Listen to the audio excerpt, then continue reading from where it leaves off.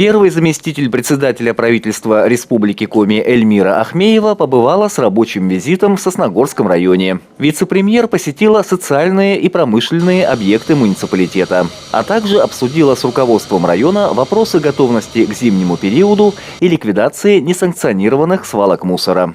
Началась работа с посещения такого объекта в поселке Нижний Одес. Свалка функционировала с 80-х годов, но сейчас не действует. Тем не менее, население и организации периодически вывозят сюда мусор. Как отметила Эльмира Ахмеева, необходимо усилить надзорную и разъяснительную работу, чтобы исключить подобное в будущем. Можно идентифицировать, где это было, кто вывез? Конечно. Ну что тут? А вас это же не из дома, точно. Вот это вот все свеженькое, прям на днях, мне кажется, привезли до снега. То есть оно не может здесь лежать. И это еще главное возле дороги. Эльмира Ахмеева поставила задачу обратиться в правоохранительные органы для принятия мер по выявлению нарушителей. Также необходимо проработать вопрос ликвидации свалки с региональным оператором «Севера». Прорабатывать будем, потому что это достаточно затратная часть. Те мероприятия, которые на сегодняшний день уже поставили нам правительством, естественно, будем делать в ближайшее время. Работа в Нижнем Одесе продолжилась посещением котельной общества с ограниченной ответственностью «Теплосервис». Из-за нее поселок по предписанию Ростехнадзора не получил паспорт готовности к осенне-зимнему периоду. Связано это с отсутствием парка резервного топлива. На обеспечении населенного пункта теплоносителем это не сказывается. Котельная работает без перебоев. Однако надзорные органы считают иначе. Эльмира Ахмеева поставила руководству муниципалитета задачу проработать техническое решение обеспечения котельной.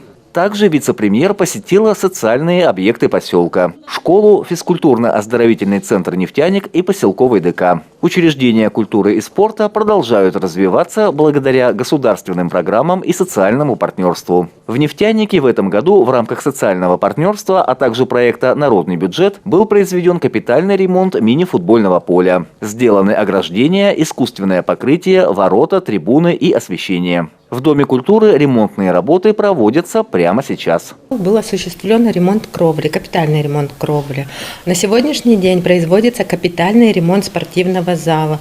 15 миллионов туда благотворительный фонд «Лукойл» вложил. Ремонтные работы должны завершиться 31 декабря 2022 года. К Новому году у нас будет подарок – новый спортивный зал вместе с оборудованием. В Сосногорске Эльмира Ахмеева побывала на газоперерабатывающем заводе. Для вице-премьера провели экскурсию и рассказали о действующем производстве и перспективах предприятия. Но самое главное, если вы об этом говорите, значит, есть намерение, да? Ну, конечно. По развитию и по реконструкции. Конечно. Вот. И это не может не радовать. Ну а мы, и наша задача все помочь, организовать. Я думаю, что сейчас для нас самое главное – это диверсификация потоков. Да. Для этого и новые технологии все. Я имею в виду по сбыту теплоуглерода. У меня сейчас на печной из 14 агрегатов в работе 5. Термически из 2 блоков 1. Да, слава богу, Россия у нас не встала на колени. И это большое подспорье, да, те потребители, которые изначально у нас теплоуглерод потребляли, они как потребляли, так потребляют и даже немножко наращивают. Еще одним городским объектом, вошедшим в программу визита, стал Центр Коми и национальных культур. Завершился рабочий день в Сосногорске выездным заседанием правительства Республики Коми. Одной из тем повестки стала ликвидация несанкционированных свалок и оптимизация обращения в сфере ТКО. Также участники заседания рассмотрели развитие социального партнерства между правительством и крупными предприятиями, работающими в регионе. Андрей Калиничев, Павел Дурников, Вести Тимана, Сосногорск.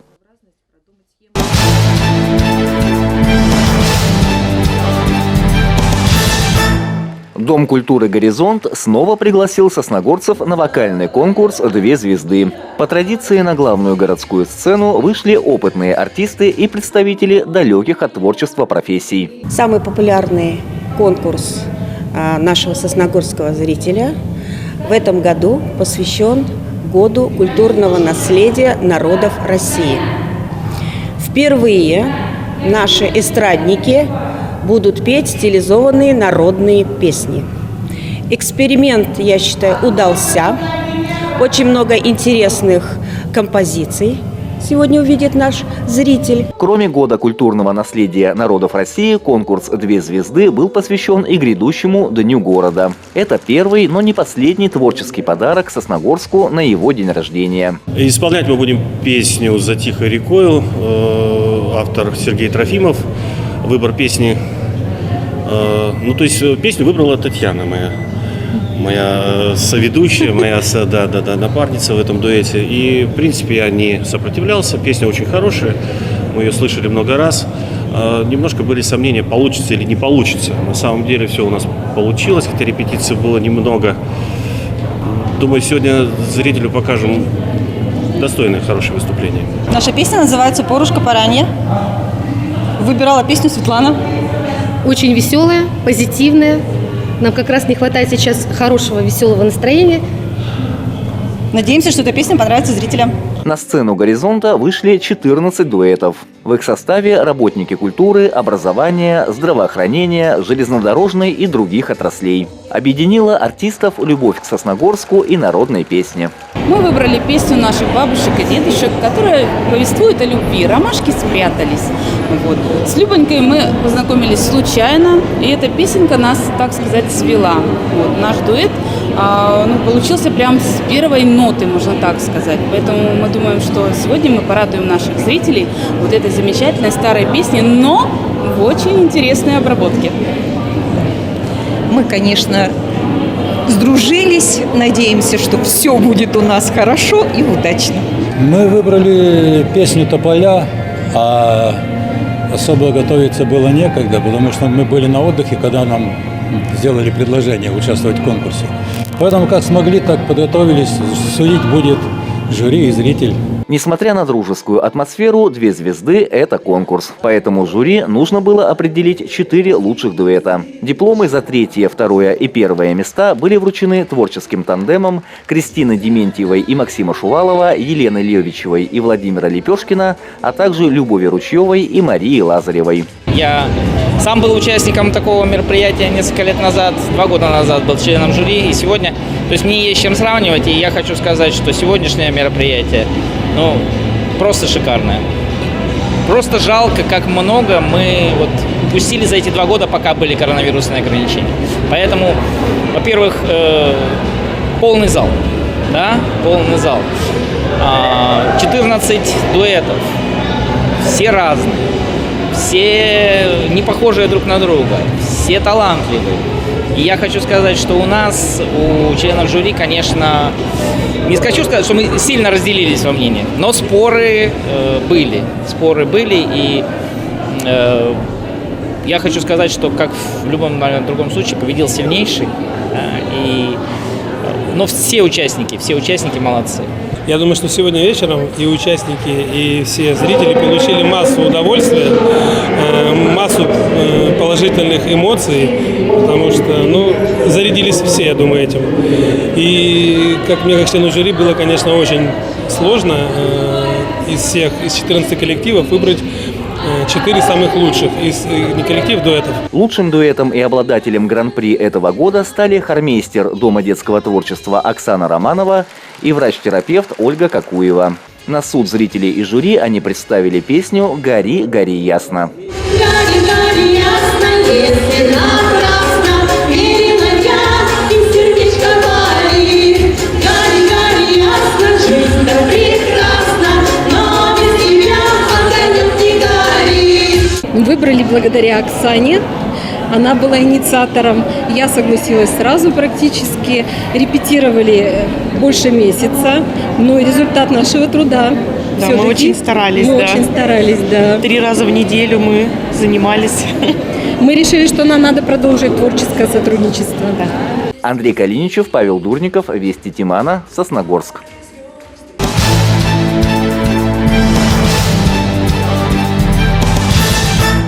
Всего лишь месяц остался до Нового года. С самым большим нетерпением его ждут юные жители Сосногорска. Ведь именно в детях живет настоящая вера в чудо. И то, что в Новый год все желания обязательно исполнятся. Накануне праздника в нашем городе стартовала традиционная благотворительная акция «Подари ребенку чудо».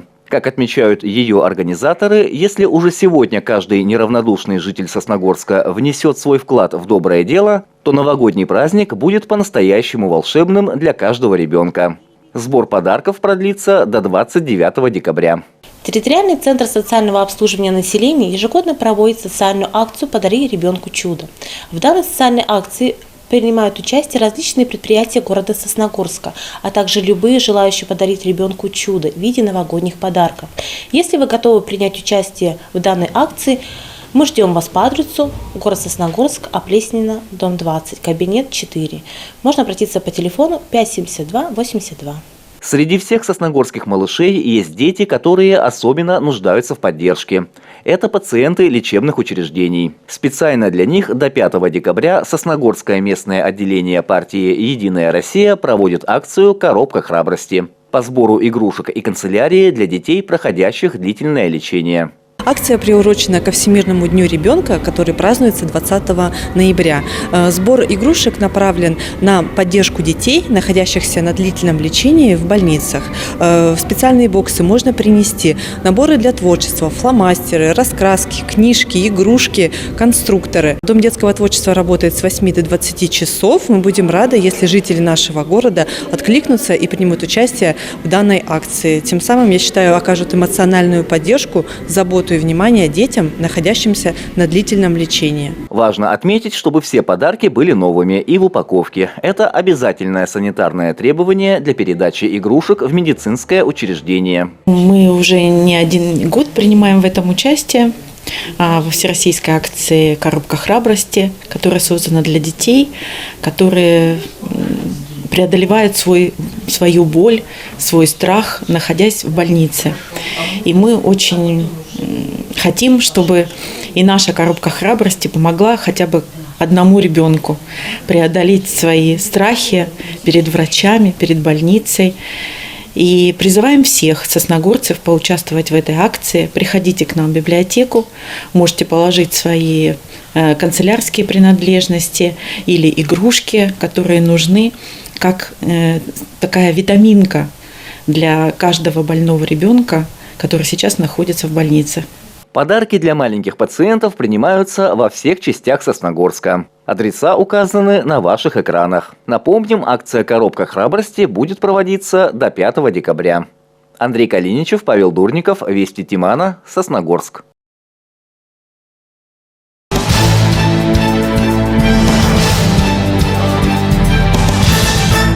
В минувшее воскресенье в России отмечался День матери. Для каждой женщины забота о своих детях – главная цель в жизни. Но среди представительниц прекрасной половины человечества есть и те, чья работа связана с воспитанием чужих цветов жизни. Например, школьные учителя. Екатерина Игнатченко – один из самых узнаваемых педагогов нашего города. Она преподает английский язык в гимназии при главе Сосногорского района. Обладатель множества отраслевых наград, победитель регионального этапа конкурса «Учитель года», она пользуется заслуженным уважением коллег и учеников. Она участвовала в конкурсе «Учитель года». Она вышла на 3-й федеральный этап этого конкурса. Вошла в 20-ку учителей. После этого конкурса она поддерживает очень тесные связи с теми учителями, с которыми она участвовала в этом конкурсе. И самое главное, что этими полученными знаниями она делится и с педагогами гимназии, которые участвуют в подобного рода конкурсах. Она помогает и поддерживает учителей, которые участвуют в этих конкурсах в других школах района. Екатерина Игнатченко родилась в Ленинграде, но в раннем детстве переехала с родителями в Сосногорск. Несмотря на то, что большинство родственников педагога связано с железной дорогой, сама она выбрала профессию учителя. Когда-то мы с моим мужем подсчитали, если сложить стаж всех наших прадедушек, прабабушек, родителей и других родственников, то получится более 500 лет. Столько лет отдали своей жизни наши родственники железной дороги. Но я пошла вот по другому пути. Когда меня спрашивают, почему я выбрала другой путь, я говорю, что мои все родственники, они прокладывают железную дорогу, а я прокладываю дорогу в жизни для детей. Стала я и поняла, что я буду учителем в тот момент, когда я впервые оказалась на уроке английского языка. И мне учительница первая, которая стала говорить на английском языке, она мне показалась какой-то волшебницей. И вот я тоже захотела стать этой волшебницей, произносить вот эти чарующие звуки, учить детей говорить, общаться, находить себе друзей за границей, ну и вообще реализовываться. Быть для своих учеников второй мамой Екатерине Игнатченко помогают собственные дети. Всего их 3. Старшая Елизавета получает высшее образование в Санкт-Петербурге. Средний Роман учится в 5 классе гимназии, а младшей Лилии еще только предстоит дорасти до школьного возраста. Екатерина Юрьевна, как многодетная мать, большое внимание уделяет своим детям, соответственно, но и так как у нее столько детей, она с большим вниманием относится и к детям гимназии. Она требовательна, она дает хорошие прочные знания, которые позволяют детям участвовать в олимпиадах, участвовать в различных конкурсах и занимать престижные места. Любой учитель, у которого есть ребенок, он лучше понимает психологию ребенка. То есть я ко всем детям отношусь через призму, если бы это был мой ребенок, вот я бы смогла так сказать или так сделать по отношению к своему ребенку. То есть мне кажется, что мне это помогает, очень сильно помогает понять, сопереживать, оценить ребенка, именно потому, что я сама мама 3 детей. Стоит отметить, что старшая дочь Екатерины Игнатченко, Елизавета, получала среднее образование в гимназии, которую окончила с золотой медалью. 5-классник Роман тоже учится на отлично. Многим кажется, что мама-учитель – это сплошные плюсы, но чаще всего это еще и большая ответственность. С мамой лучше, потому что она может в любой момент подойти, что-нибудь сказать, поддержать. Ну, а с другой стороны, просто тебя все узнают, и это непривычно как-то. Да, это такой стереотип, наверное, да, если один из родителей, но обычно эта мама работает в школе, то обязательно ребенок должен стать отличником, как минимум. Но на самом деле, я это увидела даже в своем классе, когда я училась в школе, у нас было 5 ребят, у которых мамы работали в школе. Так вот, им доставалось больше всех. И то же самое относительно своих детей я могу сказать, что, наверное, это даже им тяжелее, этим детям, когда мама 24/7 с ними. То есть она не только дома, но она еще и в школе с ними. И, естественно, я и знаю больше о своих детях, чем просто родители, чем другие родители. Вот. Я думаю, что им даже было и сейчас им сложнее, потому что и требования к ним выше у учителей, чем к другим детям. Отдавая почти все свое время детям, Екатерина Игнатченко поступает также и когда дело касается увлечений. Педагог признается, что ее хобби являются все интересы детей. От коллекционирования динозавров до заполнения блокнотов для счастливых людей. Наверное, таким и должно быть кредо человека, посвятившего всю свою жизнь детям. Андрей Калиничев, Павел Дурников, Вести Тимана, Сосногорск.